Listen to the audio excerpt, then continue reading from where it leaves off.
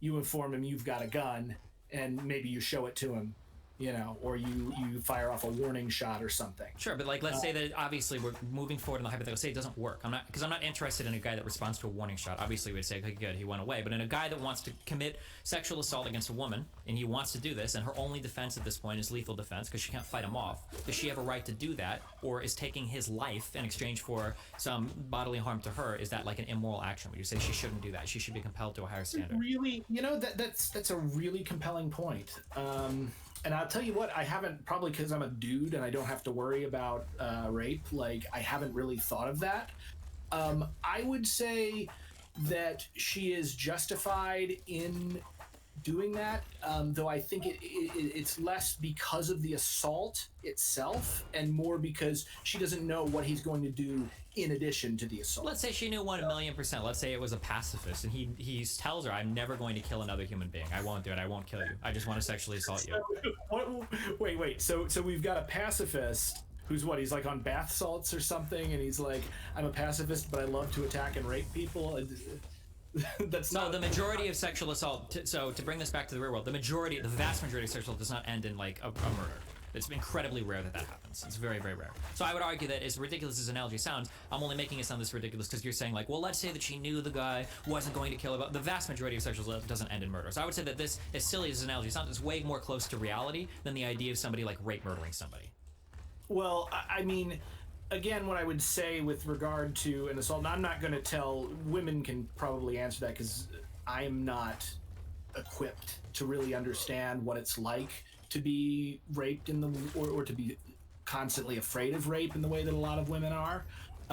So I don't really think I have a lot of ethos to weigh in on exactly where the line is there. Because again, we were talking earlier about property versus life. Sure, and I don't. Now we've got into life versus a human body. Sure, so I don't necessarily disagree with what you're saying here. But then I would also wonder why in the same breath you're so quick to condemn like business owners that would defend their property when you don't know the exact situation of those business owners then.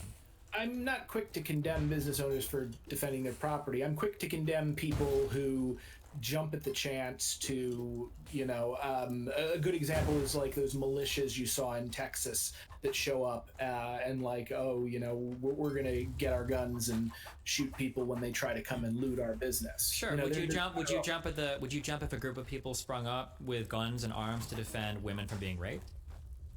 I mean, if they are actually defending women from being raped, I would consider that a heroic act. Well, so if these people were actually defending businesses from being destroyed or attempting to, that would be much more.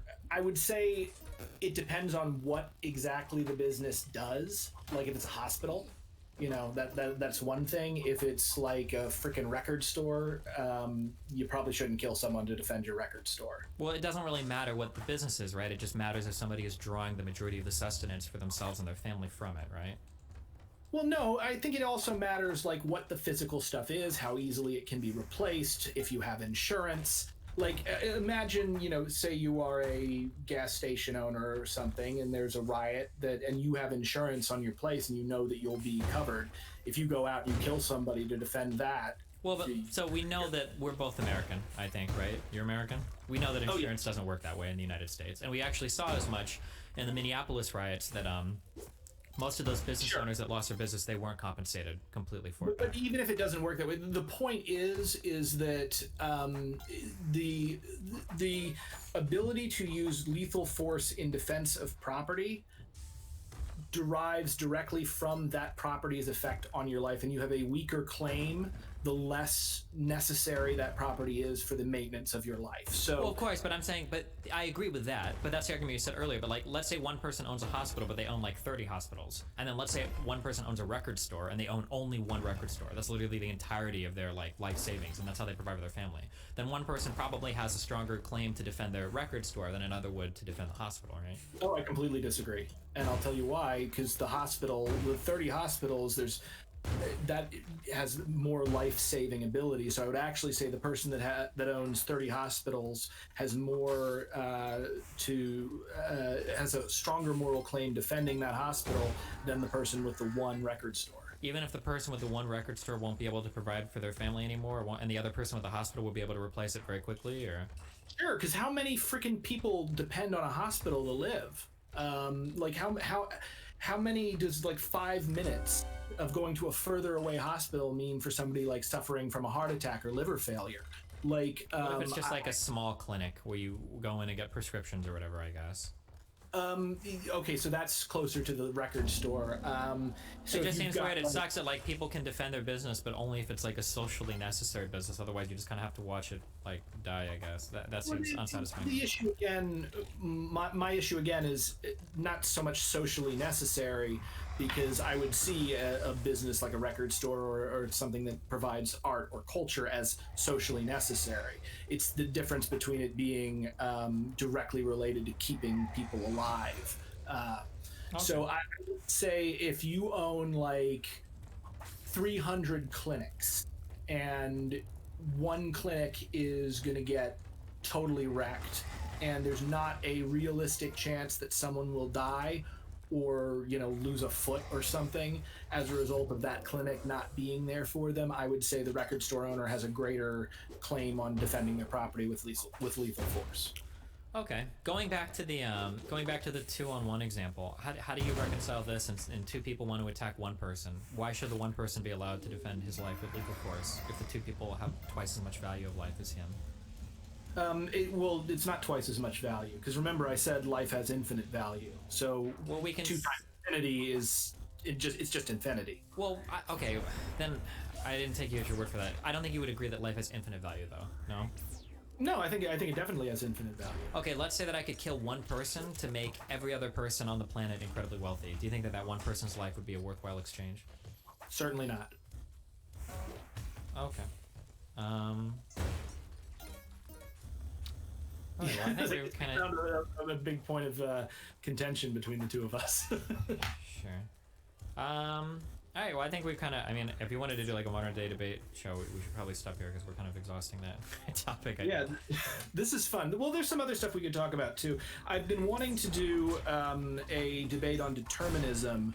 It was going to be with rationality rules, but so maybe we can do something with that, or we could continue it. But yeah, this has been really cool, Destiny. I gotta say, I was nervous to come on, both because I gotta say I think you are an incredible rhetorician, and I was really impressed in your takedown of like Alsup and Stryker.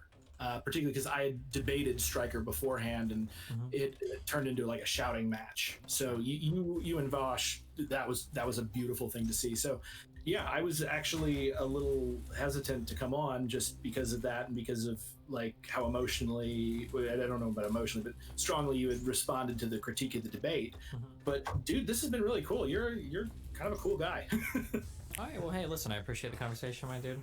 Yeah, no problem. Yeah, stay safe, be careful. I kind of wish you guys talked about lots of the extremes. I agree with you for the most part when it comes to as a property, but I still think value plays a factor. Yeah, we can get the... Honestly, what the whole I didn't want to get bogged down in boring shit, but the whole conversation should have actually been about, I don't know if you would say epistemic norms, like the idea that you can have like systems that have inconsistent logics or systems that have inherent contradictions is ridiculous. I should have just started there. I'm pretty sure that math, while there might be some unsolved questions, or you might run into a strange paradox or something, or an apparent paradox, is Zeno's quote-unquote paradox the one of getting closer to the wall or whatever? Like, you might have, I don't think that math people say like, oh yeah, well, you know, like when you get really into it, math is just very irrational, you know, LOL. Like I don't think that that's at all the case, but was it just me, or did he simultaneously not have a moral system at all, but also have every moral system at the same time? Well, I think that there, like I said, this is why I asked, this is why even Zeno's paradox, that's why I say apparent paradox, right?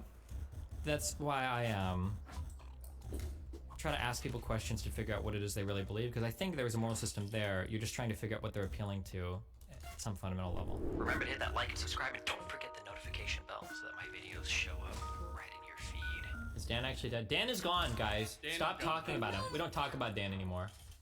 The only place Dan exists is in my TTS. Because I absolutely hate Trump. But the ironic.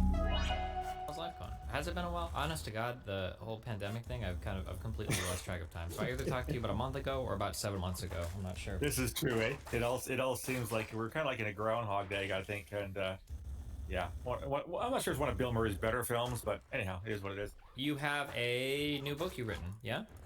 I do, yeah. So it's my sixth book in 6 years. My kids tell me on a regular basis, they say, Dad, we love you to bits, but you clearly suck at retirement. Because I've been retired for 6 years, I've written 6 books. So this one, I'm not sure how many of your followers are Canadian, Steve, but this is an actual history of terrorism in Canada since our founding as a country, almost a full century after you guys gained your independence. But it's told you the perspective of the people that actually worked in counterterrorism. So it's not an academic book. It's not a history per se. It's actually talking to people who did investigations, recruited human sources, did surveillance, all that kind of stuff. And it's called The Peaceable Kingdom. Now, the only thing is it's self-published, which means you kind of got to get it through me and my website. But yeah, it was a lot of fun talking to my former colleagues who kind of just, wanted to tell their story because, you don't hear a lot from intelligence folks. I'm not sure. It's better in your country than it is in mine. I mean, every time I turn on the news, there's always an ex-FBI or ex-CIA guy talking to the media. Yeah. Up here, no one who worked in the business talks. It's really, really rare. So I wanted to tell their story for them, tell all of our successes and the occasional failure when it comes to terrorism. But yeah, it was a labor of love because I worked at the security service when many of these cases were unfolding, so I had a lot of my own personal memories. But it's really cool to get the experiences of the men and women who actually, worked at the coalface for as long as they did. And all of these people are local, like Canadian intelligence organizations and everything, yeah? Yeah, so either intelligence or law enforcement. I did talk to a couple foreign people that agreed to talk to me about what was like working alongside of Canadians, because as well as I do, there's a lot of sharing that goes on in this business. Obviously you guys in the States are our biggest partner, always have been, always will be. But when you're working in terrorism and you get some wanker who decides to leave your country, go to Afghanistan, it helps to have allies around the world to figure out where he is, what he's doing, and to get to him before he starts killing people. So yeah, but mostly Canadians, yeah. Yeah, for sure. Yeah, Canada.